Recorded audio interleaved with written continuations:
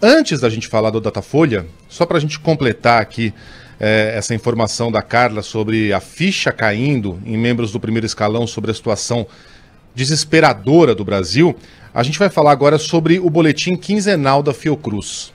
Saiu ontem esse boletim que mostra, de uma maneira bem gráfica, que o Brasil vive a pior crise sanitária da história do país. A informação chega do Rio de Janeiro com a Júlia Kallenbach. O Brasil vive o maior colapso sanitário e hospitalar da história do país. É o que aponta o boletim extraordinário do Observatório Covid-19, divulgado nesta terça-feira pela Fundação Oswaldo Cruz, diante do atual cenário da pandemia. A análise chama a atenção para os indicadores, que apontam uma situação extremamente crítica em todo o país. O boletim mostra que, das 27 unidades federativas, 24 estados e o Distrito Federal estão com taxas de ocupação de leitos de UTI para o tratamento da Covid-19 para adultos no Sistema Único de Saúde iguais ou superiores a 80%. O mapeamento traz dados obtidos desde julho de 2020. Para evitar o aumento no número de casos e mortes pelo país e diminuir as taxas de ocupação de leitos, os pesquisadores defendem a adoção rigorosa de ações de prevenção e controle, como o maior rigor nas medidas de restrição às atividades não essenciais, como explica o sanitarista da Fiocruz, Cristóvão Barcelos. Isso está no momento de solidariedade e de maior restrição de movimentos e dos setores da economia que a gente considera não essenciais, né? Bom, graficamente esse boletim da Fiocruz é assustador. Eu não sei se deu tempo do Thiago pegar minha mensagem, eu pedi para ele colocar os dois mapas, o que saiu ontem e o de 15 dias atrás. Se há 2 semanas atrás, ou se há 2 semanas, a gente tinha o mapa do Brasil pintado quase inteiro de vermelho, mas com uma ou outra região mais ou menos estável, era o caso de Minas Gerais, do Rio de Janeiro, se não me engano, do Espírito Santo e outras unidades, o Sergipe também estava com uma situação mais ou menos controlada. Hoje a gente tem o Brasil inteiro pintado de vermelho. Inteiro.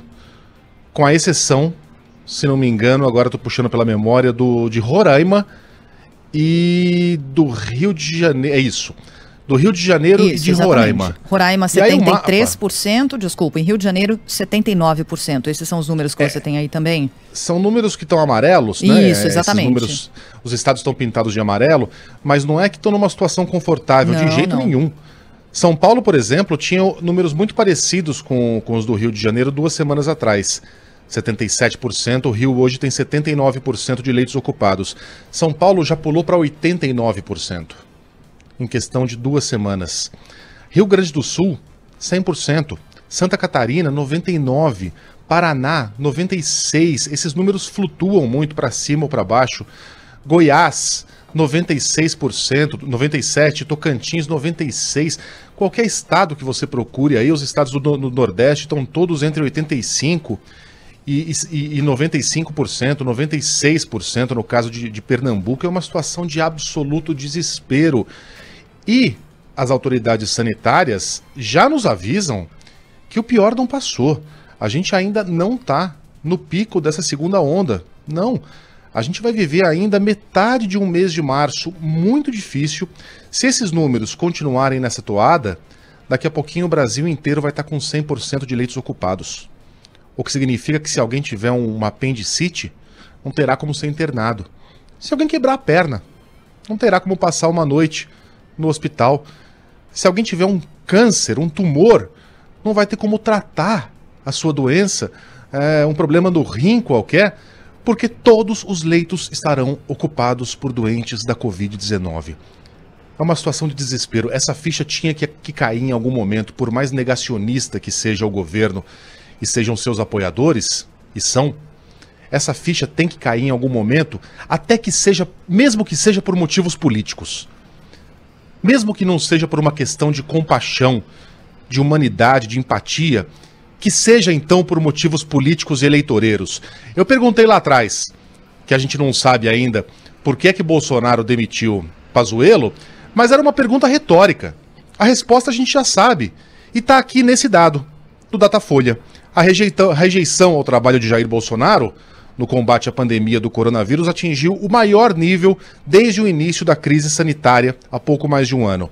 Mostra a pesquisa que 54% dos brasileiros avaliam o desempenho do presidente no combate à Covid-19 como ruim ou péssimo.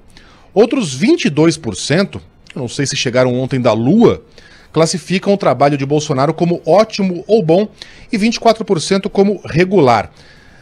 Os entrevistados foram perguntados sobre quem seria o principal culpado pela situação atual. 43% disseram que é o presidente, 17% culparam os governadores, 9% os prefeitos, 6% a própria população, 5% disseram que todos têm culpa e 11% disseram que a culpa é de ninguém.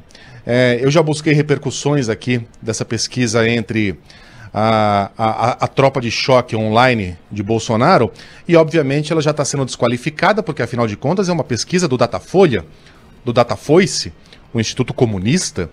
Só que quando esses números eram positivos para o presidente, essa mesma gente compartilhava as pesquisas, comemorando, dizendo que estavam vendendo lenços, que se alimentavam das lágrimas de esquerdistas, aquelas bobagens todas. Agora a pesquisa não tem credibilidade. O brasileiro está acordando para a situação que está acontecendo lá fora. E aparentemente Bolsonaro e os seus acordaram para essa mudança de espírito do brasileiro.